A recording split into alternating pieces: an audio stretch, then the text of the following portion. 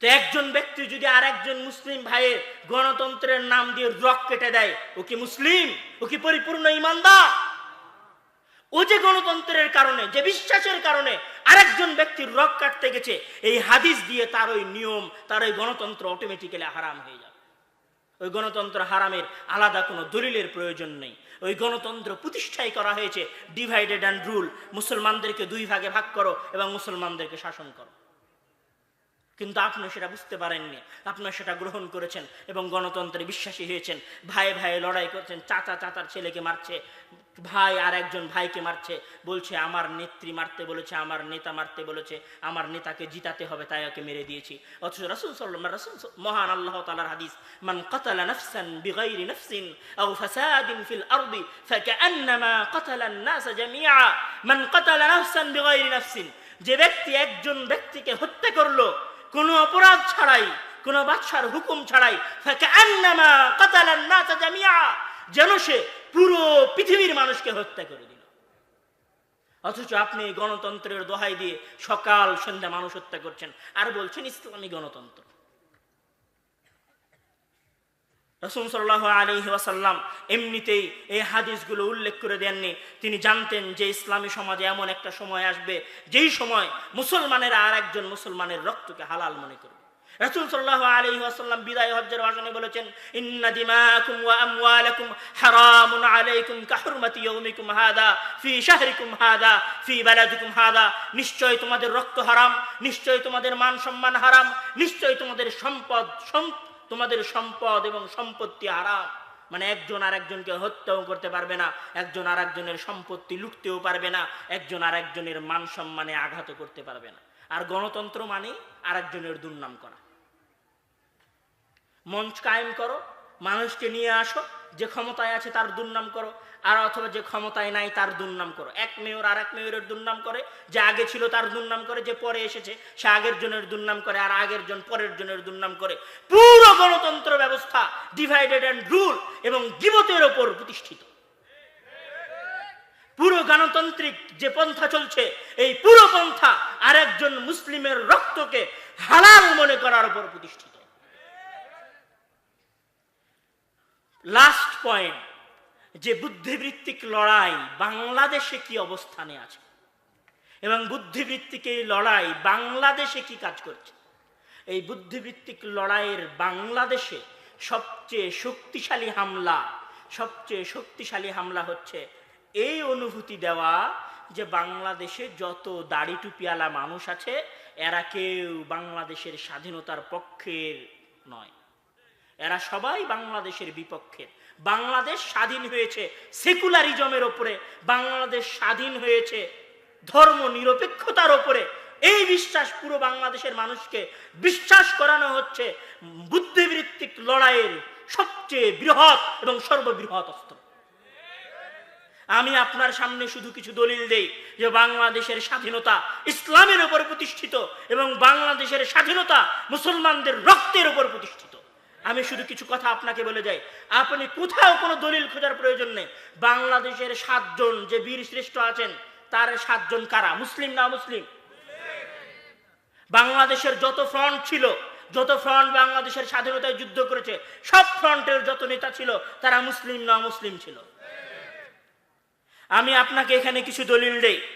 শেখ মুজিবুর রহমান যখন পাকিস্তান থেকে ফিরে আসলেন, পাকিস্তানের জেল থেকে বন্দী হয়ে যখন উনি পাকিস্তান থেকে ব্যাক করলেন বাংলাদেশে, তখন উনি বাংলাদেশের মানুষের সামনে সর্বপ্রথম যে বক্তব্য দিয়েছিলেন, সেই বক্তব্যে উনি বলেছিলেন, আমাদের বিরুদ্ধে অভিযোগ দায়ের করা হয়েছে আমরা মুসলিম নই। তখন তিনি বলছেন, আমরা বিশ্বাসী ইনসাফের ইসলামে, আমাদের ইসলাম মুহাম্মদ সাল্লাল্লাহু আলাইহি ওয়াসাল্লামের ইসলাম। এটা বঙ্গবন্ধুর ভাষণ, আপনি খুলে দেখুন বঙ্গবন্ধু ভাষণ নোভেল পাবলিকেশনের 21 নম্বর পৃষ্ঠা। এটা শেখ মুজিবুর রহমানের রাহিমাহুল্লাহ, আল্লাহ তার কবরের শাস্তিকে মাফ করুন, তার কবরকে প্রশস্ত করে দিন, আল্লাহ তাআলা তাকে জান্নাতবাসী করে দিন। তিনি পাকিস্তান থেকে ফিরে আসার পরে এই বক্তব্য জনসাধারণের সামনে দিয়েছিলেন। 26শে মার্চে 1971 সালে কবি আব্দুস সালাম যখন 7টা 40 মিনিটে চট্টগ্রামের বেতার থেকে স্বাধীনতার ঘোষণা স্বাধীনতার ঘোষণাপত্র পাঠ করেন, তখন সেই স্বাধীনতা ঘোষণাপত্রের শুরুর বাক্য কি ছিল আপনি জানেন? সেই স্বাধীনতা পত্রের শুরুর বাক্য ছিল নাহমাদুহু ওয়া নুসাল্লি আলা রাসূলিহিল কারীম আম্মা বাদ। বাংলাদেশের স্বাধীনতার ঘোষণার পত্রের প্রথম লাইন। এবং সেই ঘোষণাপত্রের শেষ লাইন কি ছিল আপনি জানেন? সেই ঘোষণাপত্রের শেষ লাইন ছিল নাসরুম মিনাল্লাহ ওয়া ফাতহুন করিব, কোরআনের আয়াত। আর ও আজ আমাকে শিখাতে এসেছে যে বাংলাদেশের স্বাধীনতা নাকি ধর্মনিরপেক্ষতার উপর প্রতিষ্ঠিত। বাংলাদেশের স্বাধীনতা ইসলামের উপর প্রতিষ্ঠিত। বাংলাদেশের স্বাধীনতার প্রতিটি রন্ধে রন্ধে ইসলাম মিশে আছে। আজকে আপনি বাংলাদেশের স্বাধীনতা অমুসলিমদের দ্বারা হয়েছে, ধর্মনিরপেক্ষতার উপর প্রতিষ্ঠিত, এই ধোঁয়া তুলে আপনি স্বাধীনতার যুদ্ধে মুসলমানদের অবদানকে অস্বীকার করতে পারেন না। আরো কিছু দলিল আমি আপনাকে দেই। কলকাতা বেতার যন্ত্র থেকে যখন স্বাধীনতার প্রচার পাঠ হয় বঙ্গবন্ধুর বক্তব্যের মাধ্যমে, সেই বক্তব্যের শেষে ছিল may Allah bless you and help in your struggle for freedom. May Allah bless you, Allah তাআলা সহায় হন আপনার। কে সহায় হবে? আল্লাহ তাআলা। কলকাতা বেতার যন্ত্র থেকে যে স্বাধীনতার পত্র পাঠ করা হয়েছিল, সেই স্বাধীনতা পত্রের বাণী ছিল এগুলো। আপনি যান, এগুলো কোথায় খুঁজে পাবেন? বাংলাদেশের স্বাধীনতা যুদ্ধের দলিল পত্রের ৩য় খণ্ড খোলেন, যেটা গণপ্রজাতন্ত্রী বাংলাদেশ সরকারের তথ্য মন্ত্রণালয় থেকে প্রকাশ করা হয়েছে। আপনি ৩য় খণ্ড খুলে দেখেন, এই বাক্য লেখা আছে। আরো আছে, বাংলাদেশে যখন মুক্তিযুদ্ধ চলে 14 এপ্রিলের 1971 সালে একটা প্রচারনামা পুরো বাংলাদেশে প্রচার করা হয়েছিল। যে প্রচারনামার হেডলাইন ছিল স্বাধীন বাংলার সংগ্রামী জনতার প্রতি বাংলাদেশ সরকারের নির্দেশনাবলী। ওই নির্দেশনাবলীর কথাগুলো শোনেন। বাঙালির অপরাধ, আল্লাহর সৃষ্ট পৃথিবীতে আল্লাহর নির্দেশ মতো সম্মানের সাথে শান্তিতে বসবাস করতে চেয়েছে। আমাদের সহায় পরম করুণাময় সর্বশক্তিমান আল্লাহর সাহায্য। সর্বশক্তিমান আল্লাহর উপর বিশ্বাস রেখে ন্যায়ের সংগ্রামে অবিচল থাকুন। বিশ্বাস রাখুন, আল্লাহর সাহায্য এবং বিজয় নিকটবর্তী।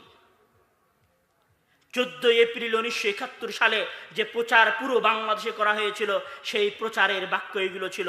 আপনি খুলে দেখুন আগে যেই বাংলাদেশ স্বাধীনতার যুদ্ধের দলিল পত্রের 3য় খণ্ডের 16 থেকে 18 পৃষ্ঠা, এবং আরো এই স্বাধীনতা পত্রের মধ্যে 3য় খণ্ডের 619 পৃষ্ঠায় যে কথা আছে যে মুসলমানদের মধ্যে স্বাধীনতার যুদ্ধে ইমানি শক্তি বলিয়ান করার জন্য বিভিন্ন জায়গায় অস্থায়ী মসজিদ করা হয়েছিল, বিভিন্ন জায়গায় অস্থায়ী ইমাম নিয়োগ দেওয়া হয়েছিল। মুসলমানদের মাঝে যারা যুদ্ধে যেত তাদের সামনে কোরআন তেলাওয়াত করা হতো, গায়েবানা জানাজা পড়া হতো, যেন স্বাধীনতার যুদ্ধের মহা সেনাপতি বা স্বাধীনতার যুদ্ধের লড়ুক বীর সেনানীদের ইমানি চেতনা বৃদ্ধি পায়। এগুলো বাংলাদেশের স্বাধীনতা যুদ্ধের ইতিহাস।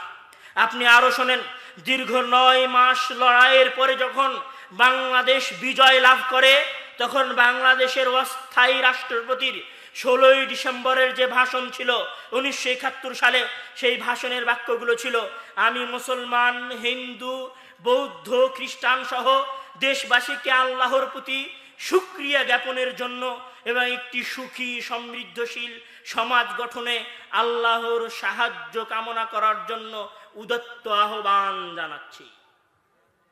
বাংলাদেশের স্বাধীনতা লাভ করার পরে অস্থায়ী রাষ্ট্রপতির প্রধান ভাষণ ছিল তুমি কোথায় থেকে এসে, কোথাকার কোন জারদ সন্তান, তুমি এসে আজকে আমাকে বলো বাংলাদেশের স্বাধীনতায় মুসলমানদের অবদান নেই, বাংলাদেশের স্বাধীনতা ধর্ম নিরপেক্ষতার উপর প্রতিষ্ঠিত, বাংলাদেশের স্বাধীনতা সেকুলারিজমের উপর প্রতিষ্ঠিত। মুসলমানেরা তোমার এই ধোঁয়া তোলা কথা, তোমার এই মিথ্যা কথায় বিশ্বাস করে না। আজকের বক্তব্য থেকে যদি কোনো শিক্ষা না নিয়ে যেতে পারেন, তাহলে আজকে এই বক্তব্য থেকে একটা শিক্ষা নিয়ে যান, একটা কথা মাথায় নিয়ে যান, যে বাংলাদেশের স্বাধীনতার প্রতি ফোঁটা রক্তে মুসলিম ঘরের ইমানি শক্তিতে বলিয়ান সন্তানদের রক্ত রয়েছে, এবং বাংলাদেশের স্বাধীনতায় 100 ভাগ অবদান রয়েছে মুসলিম ঘরের সন্তানদের। বাংলাদেশ থেকে ইসলাম এবং মুসলিমদেরকে বিতাড়িত করার কোনো অবকাশ নেই। সম্মানিত উপস্থিতি, সব শেষে আমার বক্তব্যের শেষ পর্যায়ে এসে আপনাদেরকে একটা আহ্বান করে যাব, সেটা হচ্ছে ইহুদি খ্রিস্টানদের বুদ্ধিবৃত্তিক লড়াইয়ের বিষয়ে সতর্ক হন। নিজেকে ইসলামী কৃষ্টি, ইসলামী সংস্কৃতিতে বিশ্বাস করুন এবং ইসলামী সংস্কৃতি এবং ইসলামী কৃষ্টি কালচারকে ধরে রাখার চেষ্টা করুন এবং মনে কথা গেঁথে নিয়ে যান যে এই বাংলাদেশের মাটি আমার, এই বাংলাদেশের মাটি আমার পূর্বপুরুষের, এই বাংলাদেশের মাটি আমার দাদার, এই বাংলাদেশের মাটি আমার দাদার দাদার। এদেশেই আমি জন্মগ্রহণ করেছি, এদেশেই মৃত্যুবরণ করব। এদেশ মুসলমানদের, এদেশ অন্য কারো নয়। আল্লাহ তাআলা বাংলাদেশের স্বাধীনতা এবং সার্বভৌমত্বকে রক্ষা করুন এবং প্রত্যেক মুসলিমের হৃদয়ে এই কথা গেঁথে দিন যে বাংলাদেশ মুসলমানদের, অন্য কারো নয়। এই কথা বলে আমি আমার সংক্ষিপ্ত আলোচনা এখানে শেষ করছি। আমিন সুম্মা আমিন ওয়া আখির দাওয়ানা আলহামদুলিল্লাহি রাব্বিল আলামিন।